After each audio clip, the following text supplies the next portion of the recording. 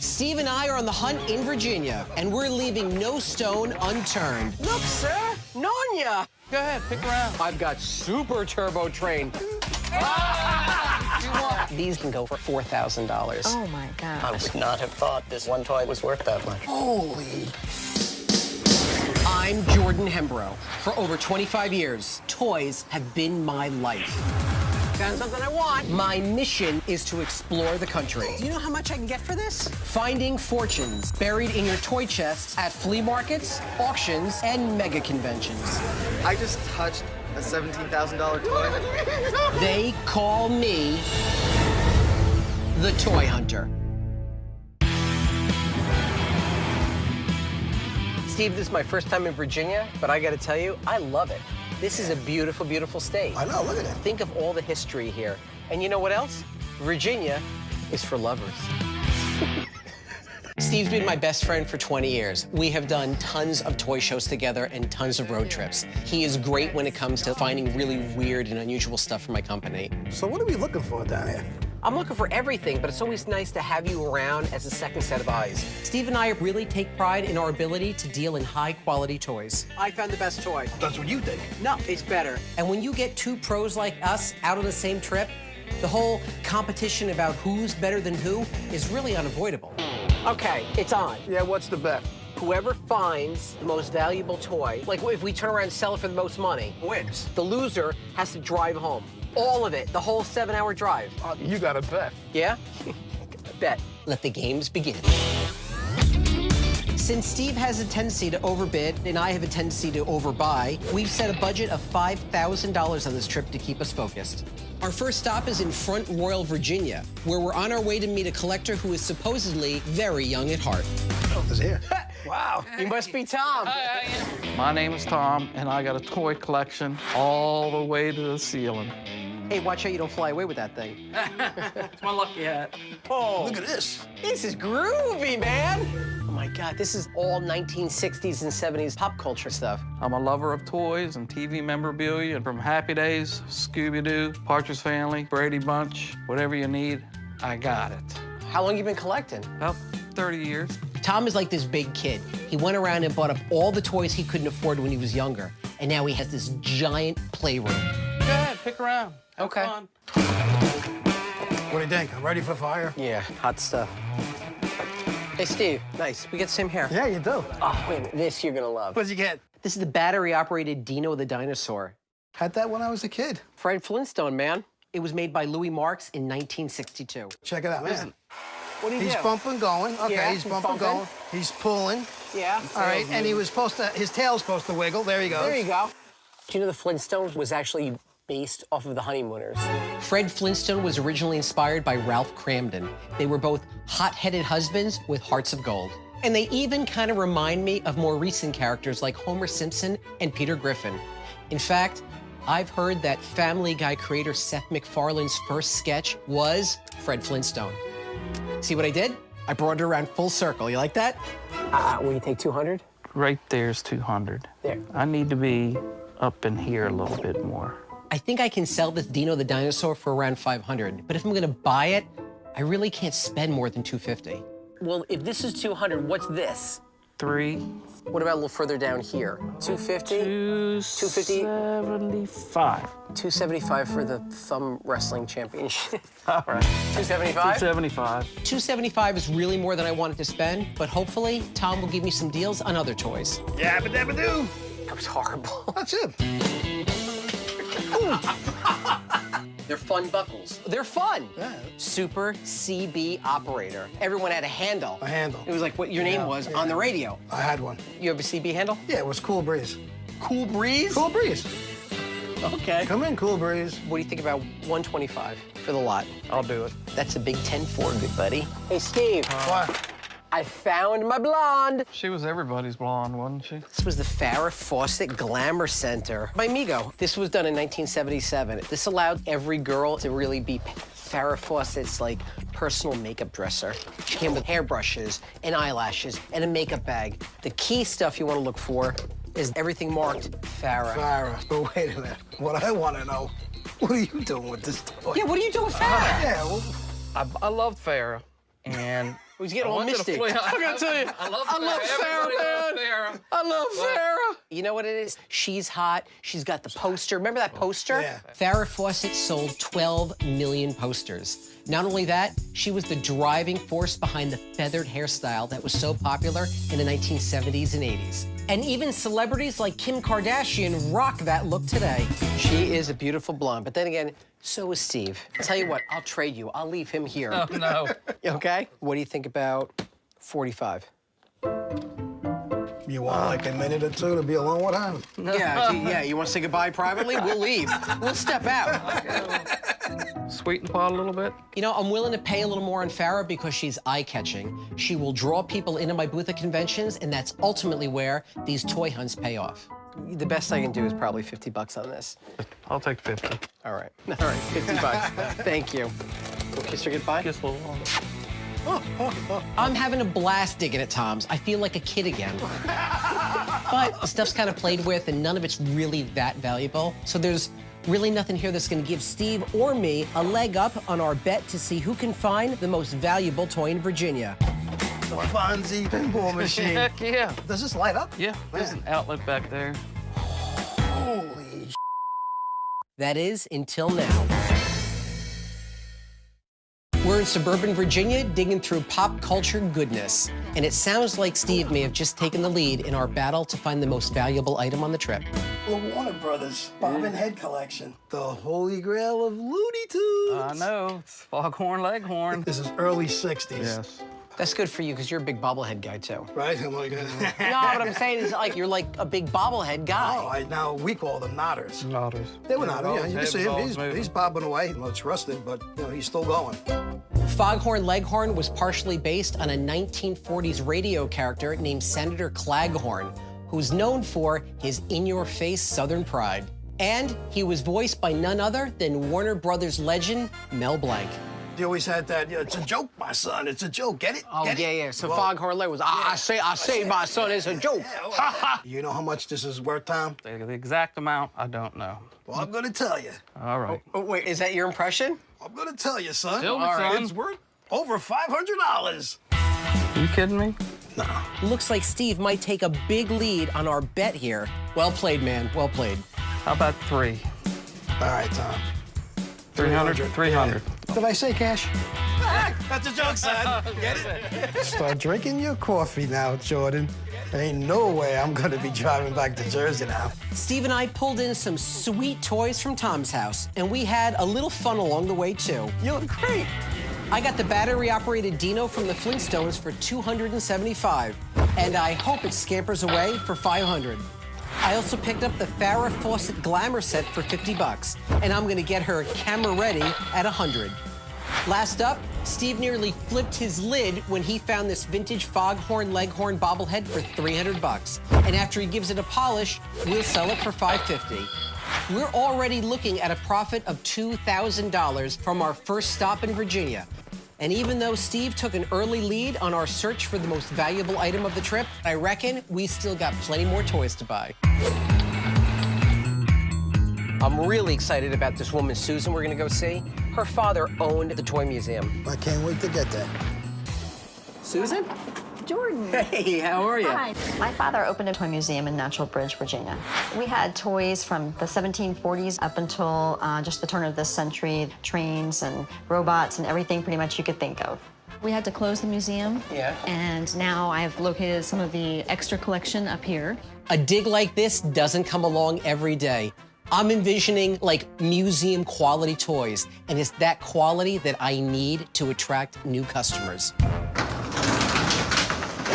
Help yourself. Oh. The box is in pristine condition. Pretty cool. I like that. Hey, Jordan, check this out.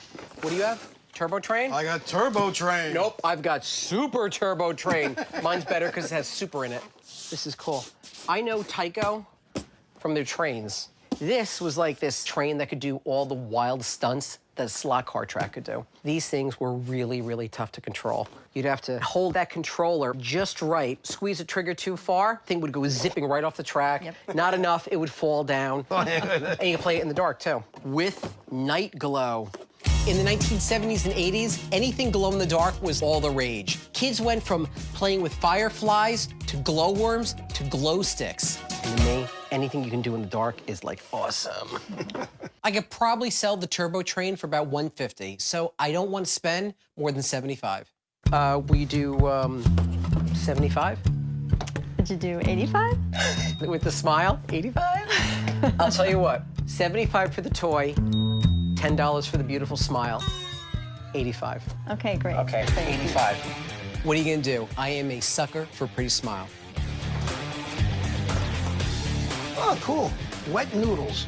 If there's one area of expertise that Steve's gonna use to win this bet, I know exactly what it's gonna be. I have a sweetheart for, like, some of the girl toys. He's a Barbie girl. I'm living in a Barbie world. He's living in a Barbie world. This is great. She looks marvelous. This is the doll of my dreams. Jordan. She's beautiful. Wow. It's mine. It's mine. Oh, my God. I can't believe she got one of these. Kenner, Okay. 1972. Okay. The Bly doll. Kenner only did 4 dolls in 4 different outfits. They made the blonde, like a redhead, brown, and black. And when you pulled the string, her eyes would change color. That's Let's see if awesome. it works.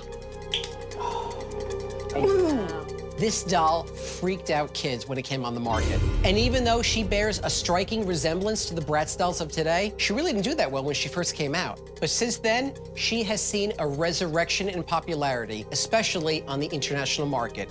She's even appeared in ads for cutting-edge designer Alexander McQueen. These dolls in the box, in pristine packaging, can go for upwards of $4,000. Oh, my gosh. This doll can easily go for $1,300. I just hope I can get a good deal on it. The question is, are you willing to sell her? Well, she's awfully cute. Will you take 600? Well, you told me everyone wanted one. How about 800? 700? 700. Wow, she's coming home. All right. Thank you. You're welcome. All right, you know what? No more Mr. Nice Dealer. Time to get serious. It's a gentleman's bet to see who can find the most valuable toy on the trip. And there's no way I'm letting Mr. Barbie beat me. You're going down, Stevie. Please sell me this toy, and I will love you for all of eternity. Steve and I are digging in the inventory of a closed-down toy museum near Gainesville, Virginia. And I just spotted a work of art. Please sell me this toy, and I will love you for all of eternity. That sounds like a nice offer. Or, oh my God, Eternia. Very good. This is Eternia from Mattel's Masters of the Universe line, and it was made in 1986. He just found a valuable toy. It actually consisted of 3 separate towers with a motorized monorail, and all these different mechanisms, and everything was spinning, and everything was whirring and chirping and farting, and everybody was having a great time playing with this toy. Eternia was the planet where He-Man and Skeletor battled for galactic domination. And even though the playset has a monorail, which looks like an amusement park, it also had elements of primitive culture, fantasy, and magic, which likened Masters of the Universe to popular 1980s films like Willow and Legend. You have ladders, and you have bows, and you have guns, and you've got grappling hooks, and it all came together into this massive, massive playset. You know what? I feel bad for the parents that had to walk out of the store with this. It wouldn't even fit in the shopping cart. I know. It's too big for my house. Not too big for my house. I can probably sell the boxed Eternia for upwards of $1,800. And as long as I don't spend more than $1,000, this is a great find. How do you feel about 900? Oh, that's a lot, but it is rare. Pull them in. What about just $1 grand, 1,000? I will do, I can't believe it. I will do $1,000 on this. All right. Okay? Okay. Thank All right. you. Thank you. Booyah, Steve. Take that. Steve? I ain't thanking you, because I'll be picking this up. Here you go, buddy. Okay. Susan's toy inheritance may have been worth its own weight in gold. I got the Tyco Super Turbo Train for $75, and I'm gonna try to find a worthy conductor at $150. Steve bought Blythe, the doll of his dreams, for $700. and we're gonna let her hit the runway for $1,300. And last but not least, I found the Masters of the Universe Eternia playset for $1,000. And anytime you stand to nearly double your money on a toy, you know you done good. Steve and I stand to profit $3,000 from our stop at Susan's, making this one heck of an estate sale. With one more stop left, I am in the lead in our bet to find the most valuable toy of the trip. Steve's got to find a toy worth over $1,800, or else he's going to be waving the white flag. And if he doesn't want to drive the whole way home, he better find something fast before I do. I just knocked. I didn't again. Make sure he hears us. It's fine. This is like when we're in an elevator and you come up, I push the button, and you come up right behind me, push the button. Jonathan? Yes. I'm Jordan. My name is Jonathan, and I consider myself a toy preservationist. I managed to keep my toys in good shape by not playing with them outside. Oh, cool. You got it out already. How long have you been hoarding the stash? Well, a lot of it actually dates from my childhood. You know, I kind of think Jonathan reminds me of someone. I really can't fit. I got it. I mean, come on, you see it, right? I have a lot of stuff from the 70s and 80s under the stairs. Under the where? Under the stairs. Under the stairs? Stairs. One of the things we did this summer was build access to a small space under our stairs. He can't even do it. You're gonna need a little help. It's been heavily reinforced. Heavily reinforced? What's he keeping down there? Zombies? Right. It's like a Bowflex. You can get a workout doing this. All right. Yeah. You going? So what do? You dash in there once this is open? Oh, wow. It's going all the way back, too. Oh, Watch your head. too late. Oh, look, sir.